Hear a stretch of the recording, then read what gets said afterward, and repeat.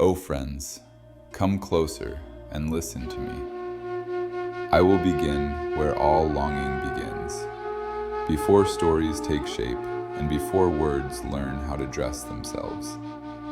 I begin with a sound, the sound of a reed cut from its bed, lifted from the place where it once grew in silence. That sound is my voice, and it is also yours. From the moment I was taken from the riverbank, I have been crying out. Every note I make carries the pain of separation. Do not think this is poetry meant to entertain you or calm your thoughts. This sound is fire. If you feel nothing, then sleep still covers you. But if something tightens in your chest, if a quiet ache stirs without a name, then you already understand me, because this cry has been living inside you long before you learned how to speak. I was once whole, rooted in a place where there was no distance between breath and meaning. When they cut me away, they hollowed me out. They thought they were making an instrument, but they were opening a wound. From that wound, my voice was born. Every time I sing, I am telling the same story again and again. I do not belong here, and neither do you. The world calls this sadness and tells you to cure it quickly, to distract yourself from it, to cover it with noise or pleasure. But I call it memory. You think you desire many things: faces, success, comfort, praise. But these are only masks worn by a single longing. You are searching for the place you were cut from, even if you no longer remember its shape. Men and women gather around my sound and interpret it according to their own condition. One says, "This music is joyful." Another says, "This music is sorrowful." Each hears me through the filter of their own life, but few hear what I am truly saying. My secret is not hidden because it is complex. It is hidden because it burns too close to the heart. The ear hears sound, but the soul hears fire. That is why many enjoy the melody, yet remain unchanged. They hear the tune, but not the wound that gives birth to it. They admire the voice, but turn away from the pain that made it necessary. Do not imagine that body and soul are enemies standing on opposite sides. They live together, pressed against one another, sharing every breath. And yet, how strange it is that people can touch their own chest and still say, "I have never seen a soul." You search for proof, as if truth were an object that could be placed before your eyes. But the soul is not hidden behind the body. It shines through it.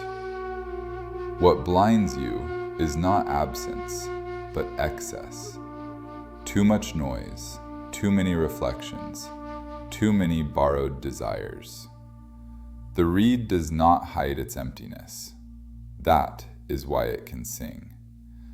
If you wish to hear what I am saying, you must dare to become hollow. I tell you plainly, O friends, this sound you hear is not air moving through a pipe. It is love itself, set on fire. Love is what pulled me from my place. Love is what keeps me crying.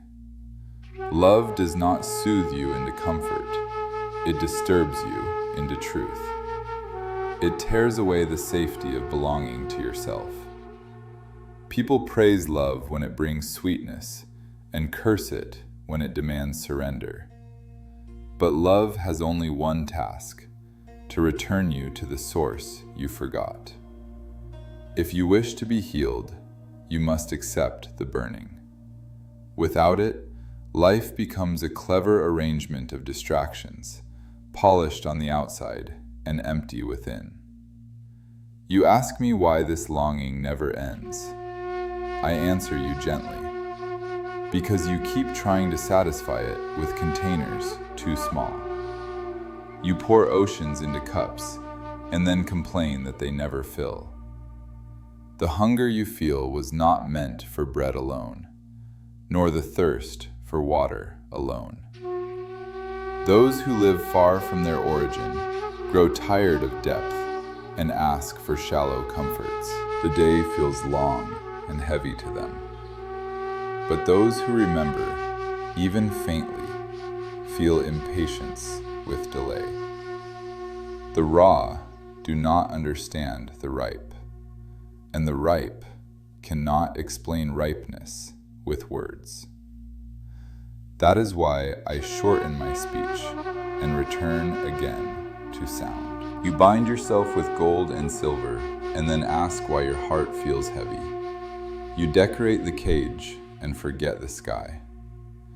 Even if you were to pour the whole world into your hands, it would not quiet this cry inside you. The greedy vessel is never filled. Only when desire turns back toward its source does it find rest. I do not tell you to abandon the world in anger. I tell you to see it clearly. The world is a road, not a residence. Love tears the map from your hands so that you will look up and begin to walk. Only the one whose garment has been torn open by love is free from fear and false pride. Love is the physician of every sickness you hide from yourself. It breaks arrogance the way a surgeon breaks bone to save a life. You call this cruelty because you do not yet trust the hand that holds the blade. Love lifts even mountains into motion, not by force, but by awakening what was always there. When the mountain trembled before the divine presence, it was love that made it alive enough to shake. Without love, even revelation becomes a weight rather than a light. If the beloved were to touch my lips again, I would shatter into music. When I am separated from those who speak my true language, I fall silent, even if surrounded by voices. When the rose fades, the nightingale grows quiet. Understand this well. The beloved is everything that lives. I am only a veil that makes the beloved visible. When love withdraws its breath from me, I become nothing but dry reed again. When love returns, even my emptiness turns into song. Do not cling to the veil, listen through it. You ask me why your heart reflects nothing. I tell you, without blame, because rust has gathered on its surface. Clean it, not with struggle alone, but with sincerity. When the mirror is polished, it does not choose what to reflect. It shows what stands before it. If your heart were cleared of borrowed images and old resentments, it would reflect the light that has always been shining. I have spoken enough for now. Words can only take you so far. What remains must be tasted in silence. So, O friends, this is the whole of what I have been telling you. I am the reed, and you are the breath moving through me. My story is not separate from yours. I was cut, and I cried. You were cut, and you forgot why you ache. Every longing you carry, every quiet sadness that visits you without reason, is the echo of this same separation. Do not rush to silence it. Sit with it. Let it speak. If you learn to listen, the wound itself will become a doorway. You will see that what pains you is also what guides you home. I do not sing to make you feel better. I sing to remind you where you belong. And if tonight, when you are alone, you feel a gentle ache instead of fear, know that the reed has found your heart, and the journey has already begun. Thank you for watching. Stay tuned for the next episodes.